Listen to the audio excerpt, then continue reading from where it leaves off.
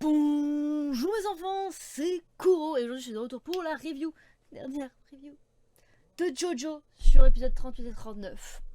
Avant que la vidéo ne commence, je te rappelle que tu peux t'abonner à la chaîne si tu l'apprécies, à mettre la petite cloche de notification pour recevoir les notifications des nouvelles vidéos, à mettre le petit pouce bleu en bas de cette vidéo si tu apprécies celle-ci. Tu peux aussi partager la vidéo avec le bouton partager sur les réseaux de ton choix. Et si le vidéo gaming t'intéresse, il y aura ma chaîne gaming dans la description si ça t'intéresse. Bonne vidéo à toi. Alors, comment dire, je m'attendais pas à ça. Je pensais qu'il allait avoir encore un peu de fight, mais pas du tout en fait. Du coup, on nous explique assez rapidement que Diavolo il est coincé dans une espèce de boucle de mort interminable. Ok, soit, honnêtement, je trouve ça plutôt sympathique. Que ce pouvoir il soit pas directement morbide et tout, mais qu'il y a un petit peu un truc derrière, tout ça machin, et cool, ok, tu vois. Mais j'ai pas trop compris. Enfin, oui et non. C'est que j'ai compris, genre, que en gros, il voulait un peu présenter le passé avec la pierre qui avait un. Peut-être déjà prédit que. je vais y arriver, je suis facile, hein, les gars, désolé. Hein. Que Bucciarati allait mourir de cette façon, avec le truc de la pierre peut-être, ou peut-être que genre c'était juste un petit clin d'œil en mode bah en fait Bucciarati devait mourir avant. C'est. Je sais pas. Du coup, bah.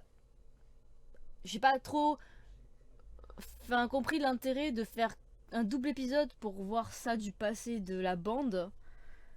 Bah. Enfin. Peut-être que certains d'entre vous vont voir le truc en mode ouais, en fait, c'est ça et tout. Mais moi, je suis un petit peu déçue, je vous avoue. Je m'attendais à une fin un petit peu plus sympa. Ouais, j'avais un peu l'impression d'être dans un hors-série de Naruto, quoi. J'étais un peu en mode bah, je suis déçue un peu là. Ouais, je me suis dit peut-être que Diavolo il va y trouver un moyen d'essayer de contrer le truc, mais il va quand même se faire niquer par le Requiem et tout. Mais bon, bon, bah, tant pis, hein. Ok, donc on voit un peu le passé avec la pierre, enfin le mec qui avec une pierre comme stand qui prévoyait les morts des gens et que si tu touchais la pierre tu te suicidais quoi en gros. Bon, ok, bah c'est cool, hein, j'aime bien hein, une petite histoire de Jojo en plus, je dis pas, hein, mais c'est vrai que pour un dernier épisode, ouais, bon, on voit par contre que à la fin il y a Giorno qui ramasse un bout de la flèche, donc il a sur lui un bout de la flèche. Moi, je pense surtout à la saison d'après que j'ai pas lu, hein, donc je me dis, voilà. Mais ouais, je pense que cette review va être très très courte parce que j'ai pas vraiment compris le principe de faire un double épisode juste pour ça. Il faudrait peut-être que je le re-regarde plus tranquille, pas avec le truc de faire une review et pas avec tout le retard que j'ai sur les vidéos, pour peut-être mieux comprendre certains passages, il y a peut-être des trucs cachés, etc. Enfin, dites-moi vous dans les commentaires d'ailleurs si j'ai pas compris un truc, mais c'est vrai que je m'attendais à autre chose pour un double épisode de fin de Jojo. Je suis un petit peu déçue. Je vous avoue que contrairement aux autres saisons, je suis un peu déçue. Par contre, il y a un truc sur lequel je suis pas déçue, c'est putain, dans le générique de Jojo, on voit quelqu'un baiser la main du parrain, du coup, au tout début. Et évidemment, tu fais le rapprochement dans ta tête, bon même si après tu fais plus gaffe, mais tu penses que c'est Diavolo, parce que c'est lui le parrain de base. Et en fait, quand tu y penses un petit peu, tu te dis ouais mais c'est pas trop possible en fait. Bah en vrai t'y penses pas parce que tu vois le générique, premier truc, c'est tu te dis bon bah c'est Diavolo, et après bon bah tu regardes la série et tout, et puis on sait tous qu'on passe le générique à chaque fois, hein, au bout d'un moment, voilà. Et en fait, là ils te sortent, ben en vrai, tu sais ce qu'il c'est. Et ben c'est le Giorno. T'es là en mode fils de pute. C'était tellement ma foutu. En plus, franchement, son costume de fin, Machalux. Il est tellement beau, tellement classe. Mais du coup, c'est devenu le parrain. Ok. Mais il voulait pas démonter l'organisation. Parce que c'est. Ah, je reste un peu sur ma faim, vous voyez. Euh, tu vois, c'est. moi j'aurais aimé savoir du coup comment il allait modifier l'organisation. Peut-être un petit spin-off, la meuf qui en demande toujours. Genre un petit spin-off où on voit Giorno qui change totalement l'organisation, la façon de faire, etc. Qui vend plus de la drogue parce que c'est ce qu'il voulait à la base. Hein. Peut-être le fait de reparler du coup à Jotaro pour dire voilà, je me suis occupé des problèmes parce que c'était le truc de début quand il l'a appelé au téléphone. Mais c'est vrai que je suis restée sur ma faim. Et que j'attendais un peu plus en fait de ce dernier. Enfin, je pense que ça aurait été beaucoup mieux un épisode où on développe un petit peu ce que Giorno fait après.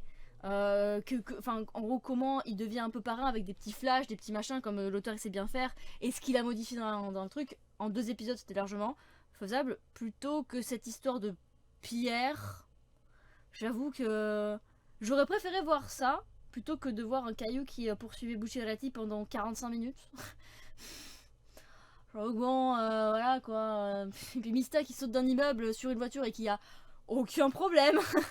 Mista, il a failli mourir 500 fois dans l'animé. Au moins. Mais ouais. Honnêtement, je sais pas. J'ai l'impression d'être passé à côté d'un truc en fait. Dans ce double épisode. J'ai l'impression d'être passé à côté d'un truc que voulait nous dire l'auteur et de pas mettre le doigt dessus. Et que j'aurais préféré voir, voir autre chose en fait, voir un autre déroulement à la fin de ça quoi. Mais bon, en soi, l'auteur a voulu le faire comme ça. C'est peut-être qu'il y a quelque chose, hein. C'est peut-être qu'il y a quelque chose, honnêtement. Parce que l'auteur de Jojo, c'est pas un débile mental quoi. C'est pas un mec à la Naruto qui va nous foutre 50 hors série pour que dalle. Donc, je suis sûre qu'il y a un truc à trouver, mais que je suis pas. Je suis pas assez dans le move du truc pour comprendre, je pense, en vrai. Donc du coup, si dans les commentaires il y a des trucs à m'expliquer, il n'y a pas de souci, hein, allez-y, voilà, parce que là vraiment je suis un peu, je suis perplexe et un peu déçue du coup, parce que je pense que j'ai pas compris, donc bah du coup je suis deg.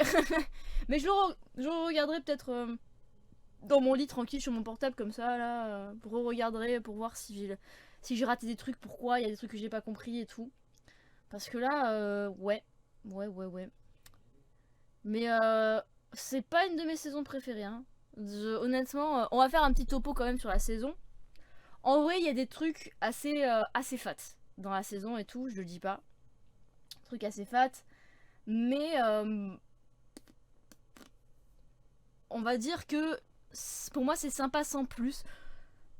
Je vais pas. Bon, c'est pas pire que la deuxième saison parce que pour moi la deuxième saison j'ai vraiment pas kiffé. Mais oh, un chat.